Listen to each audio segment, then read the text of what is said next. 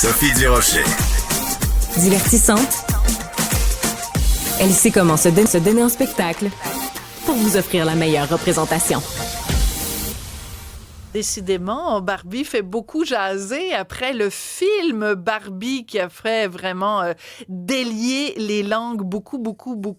Un film quand même assez critique du phénomène Barbie. Ben là, on apprend que c'est Barbie carrément qui fait son entrée au musée de la civilisation. Ça t'inspire quoi, Marc Boilard? D'abord, bonjour. Ça m'inspire Bonjour. juste du bon parce que, d'abord, il faut que tu saches que moi, je suis pas un... Je pense que toi, tu m'as déjà glissé que tu étais assez fan des musées. C'est pas vraiment mon cas, OK? Je suis pas un client régulier.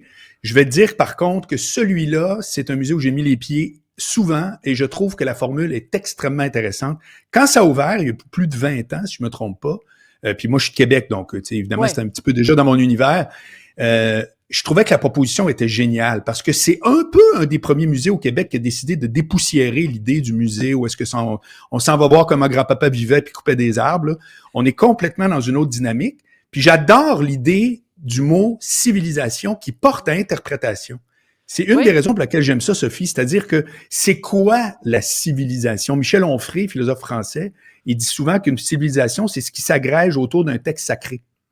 Donc, tu sais, la civilisation occidentale est autour de la chrétienté, de la Bible, au Moyen-Orient, le Coran, etc. Tu sais, il y a un bout là-dedans que tu fais. Ah oui, c'est vrai que c'est quand même une définition qui est intéressante. Au-delà de ça, ben, quand tu veux décrire et conserver ta civilisation, tu peux pas juste parler de où est-ce qu'on arrive, mais de décrire des choses qui sont plus contemporaines. Il y a une exposition sur la lutte professionnelle. Tu sais que de plus en plus... Cette puis tu l'as vu, exposition-là, oui, je l'ai vu, il y avait une exposition sur les gladiateurs, donc on se penchait vraiment sur le passé, et il y avait une exposition sur la lutte qui était faite conjointement avec les gens d'Ex Machina, qui sont aussi évidemment des gens de Québec, Robert Lepage, et c'est une des expositions les plus capotées, les plus enrichissantes, les plus intéressantes que j'ai vues de ma vie à ce musée-là. Voilà, alors donc ça revient à dire qu'eux autres, si tu veux, ce qu'ils mettent de l'avant, c'est ce qui définit l'époque. Oui. Donc, ça peut être la nôtre ou ailleurs. Fait que tu peux te poser des questions. Est-ce que Barbie fait partie de ça? Ben, alors, en termes d'importance, est-ce qu'on peut dire que l'actualité, mon Dieu, est bouleversée par la présence de Barbie? C'est pas ça le critère. La réalité, c'est que Barbie fait partie du quotidien d'une nation complète, que ce soit québécoise, canadienne ou américaine. C'est un fait de société. Oui. Et dans l'article du Soleil qui parle de ça, où j'ai trouvé ça très intéressant, c'est que Barbie a évolué au même rythme que les évolutions des mœurs, des évolutions sociales. Dans les années 60, c'était Barbie infirmière, Barbie hôtesse de l'air. C'était Barbie en robe de mariée que chaque petite fille disait, j'ai-tu hâte de jouer? Non, bon. Et tranquillement, t'as la Barbie politicienne, etc. Puis t'as même le film que moi, j'ai trouvé adorable, le grand éditorial pro ou antiféministe. Moi, je m'arrête pas tout le temps à la politisation d'un film. J'ai trouvé que la direction artistique était malade, puis les gags étaient excellents. Mais après ça, bon, c'est chacun. Mais tu vois que Barbie marque l'imaginaire, puis a une présence réelle dans le quotidien des gens, parce que si toi, t'en as pas eu, probablement que tes enfants en ont voulu, ou que dans ton environnement, il y en a. Donc, je trouve ça très intéressant puis judicieux comme choix. Voilà, alors ce qui se passe, en fait, c'est que cette Québécoise, Sylvie Lompré, qui a vraiment une collection absolument énorme de Barbie, sa propre Barbie, la première Barbie, en fait, qu'elle a eue, mais par la suite, elle a collectionné, pas juste Barbie, mais tous les accessoires. Elle en a donc fait don au Centre national de conservation et d'études des collections de Québec, donc au musée de la civilisation. Puis il y a peut-être des gens un peu snobs, tu sais, qui pensent que, bon, mon Dieu, quand t'as le mot musée, il faut forcément que ce soit des œuvres d'art ou des trucs un peu prout-prout, puis tout ça, puis qu'une poupée en plastique n'a pas sa place là. Moi, je suis, au contraire, entièrement d'accord avec toi. Quand tu vas au musée de la civilisation, on te présente une réflexion sur tous les aspects de la vie en société, Exactement. Tous les aspects de la vie humaine, et c'est toujours utilisé dans un objectif de te faire réfléchir, de te poser des questions. J'ai pas toujours été d'accord avec toutes leurs expos, uniques en son genre. Je trouvais que c'était une espèce de charabia scientifique qui était complètement déconnecté de l'anatomie et de la biologie, mais c'est un autre sujet. Mais Barbie, que tu sois pour ou contre les Barbies, que tu en aies eu, que tu n'en aies pas eu, tu peux pas nier que ça a été quelque chose de fondateur dans l'imaginaire occidental. Là. Et au-delà de, c'est que quand tu fais une analyse de pour ou contre Barbie, OK, si on garde cet aspect-là, c'est avec des yeux d'adulte.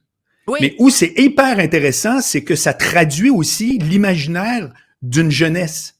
C'est-à-dire que tu peux pas rentrer dans la gorge d'un enfant quoi que ce soit qui c'est pas dans son intérêt de base. Ça fait que ça traduit exactement qu'est-ce que les jeunes filles, notamment, parce que tu as eu Ken après ça qui a essayé de faire une percée auprès des gars, mais tu vois vraiment que l'existence même de Barbie, la dynamique des costumes, l'évolution de son personnage, etc., ben c'est aussi extrêmement révélateur de c'est quoi être un jeune dans notre société. C'est quoi être un enfant de 5 ans, 6 ans, 7 ans. Tu t'intéresses à ces choses-là. Alors après ça, il y a eu tu te souviens, il y a eu bien d'autres débats aussi sur la forme de Barbie. Ben Sa oui. shape qui était un peu impossible, avec son triple F et sa taille en popsicle, tu sais. On fait comme... Bon, mais tu vois... Elle pourrait pas manger. C'est-à-dire que si quelqu'un dans la vie avait vraiment les mêmes mensurations que Barbie, sa taille serait tellement mince. Non, mais ce serait l'équivalent. Oui. Ben, tu sais, moi, déjà, je suis pas nécessairement standard, là. Mais, tu sais, je veux dire, c'est comme... j'aurais une taille grosse comme, mettons, je sais pas, moi, un Pop-Tart. Puis j'aurais des seins comme des obus, comprends-tu? Absolument. Je serais déséquilibrée, j'arriverais même pas à marcher, je tomberais par en avant, tu sais. Oui, mais juste ça traduit en plus des petits souliers, tu sais, des petits souliers. Moi, je me souviens, j'enfilais les petits souliers de mes Barbie, tu sais, comprends-tu? Oui. Ah, c'est drôle.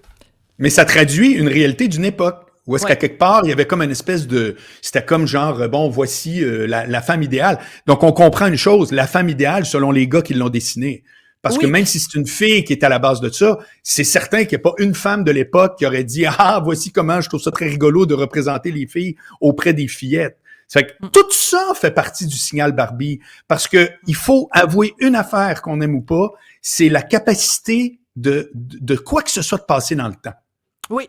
Voilà, de durer. À partir du moment où ben c'est ça. Ça fait que si cette poupée-là a duré, ça veut dire qu'elle résonne fortement auprès d'une clientèle. Cette clientèle-là, c'est les jeunes, notamment les jeunes filles. Après, on peut décrier, on peut dire blablabla. Moi, je trouve au contraire que c'est fascinant de voir une compagnie qui n'en a que pour le profit, en théorie, Mattel, qui développe tout à coup une Barbie, qui s'actualise comme ça. Ben moi, je trouve que c'est un fait de société très intéressant. Je suis entièrement d'accord avec cette... Et c'était très drôle d'ailleurs, parce que quand le film Barbie est sorti, puis c'était un film pourtant qui était commandité par Mattel, mais qui en même temps posait un regard très cynique sur la Barbie avec beaucoup d'humour, en effet. Oui. Ben, il y a plein de gens qui allaient voir le film quand le film est sorti, qui s'habillaient en rose, qui s'habillaient comme Barbie. Donc, on était tellement face aux contradiction de notre époque qui est, on t'a beau dire aux femmes que porter du rose, puis porter des jupes, puis être super maquillée, c'est imposé par le patriarcat, pardon, et qu'on vit dans une société où le sexe est une construction sociale. Ben, le jour où tu fais un film, les gens retombent dans les pires des stéréotypes, tu sais, les garçons en bleu puis les filles en rose. Complètement. Je trouve que c'était tellement révélateur de toutes sortes de choses. Oui. Puis c'est des choix de réalisation, c'est des choix comme c'est le choix du Musée de la Civilisation, de décider, c'est une dame, Lydia Bouchard, qui est la conservatrice qui est en charge de tout ça, si j'ai bien lu, ben elle c'est comme un directeur de programme à la radio, là. Nous autres, là, on a 12 heures de programmation de 6 à 6. C'est pas l'univers qui passe, il y a des choix. Toi, t'es là, moi, je suis là, Mario est là, bon. Ben, c'est des choix aussi du musée. Puis dans ce qui me concerne, c'est un choix heureux. Mais comme tu as dit tantôt, on aurait pu dire autre chose. Mais je trouve que pour toutes ces raisons-là, c'est super intéressant. Voilà. Puis on remercie Madame Lompré, Sylvie Lompré, d'avoir passé toutes ces années-là. Mais elle passe à l'histoire, Sophie, c'est pas rien. Ben, non, mais écoute, écoute, si la petite Sophie Durocher de 6 ans avait pu voir tout ça, parce que moi, là, je rêvais d'avoir... Parce que, tu sais, on était 5 enfants chez nous, fait qu'on était, tu sais, à un moment donné, on pouvait pas tout avoir. Alors, moi, j'avais une Barbie, puis j'avais, mettons, tu sais, 3-4 ensembles de vêtements, mais j'ai jamais eu la petite camionnette, la Westphalia de Barbie. Ouais. Je l'ai jamais eu. C'est le fun. Vas-y, parle-en, non, c'est bon. Ça va te faire un bien, non? Faut que ça sorte. Faut que ça sorte, Marc. Excellent. Parce que toute ma vie, là, j'aurais voulu avoir une petite camionnette de Barbie. Hey, même moi, ça vient me chercher. Ça vient me chercher, hein, je le sais. C'est incroyable. Mais c'est pas ça que je voulais entendre aujourd'hui. T'as de bonne humeur. Non, mais tu sais, c'est comme moi, j'avais mais t'as raison. Mais Mais mettons que moi, j'avais... Oh, merci, mes collègues. C'est vraiment malade. Jean-Philippe Leroux, t'es tellement adorable, Jean-Philippe. Il est merci. rapide, hein? C'est Jean-Philippe. Il est sur le rapide. gars. Jean-Philippe, il est vite. Jean-Philippe, c'est le Lucky Luke de la mise en onde. Ouais. Alors, il vient de nous envoyer une image de la camionnette. En fait, c'est pas super gentil, Jean-Philippe, parce que tu fais juste tourner le fer dans la plaie. Exact. On va rappeler ma douleur d'enfance que j'avais pas la petite camionnette. En tout cas, écoute, sais-tu quoi? J'irai au Musée de la Civilisation parce que la prochaine fois qu'ils vont faire une exposition, j'imagine qu'ils vont nous mettre la camionnette de Barbie. En tout cas, vous savez quoi m'offrir à Noël? Bon, je dis ça, je dis rien, moi. Voilà, c'est tout. Hein, des suggestions.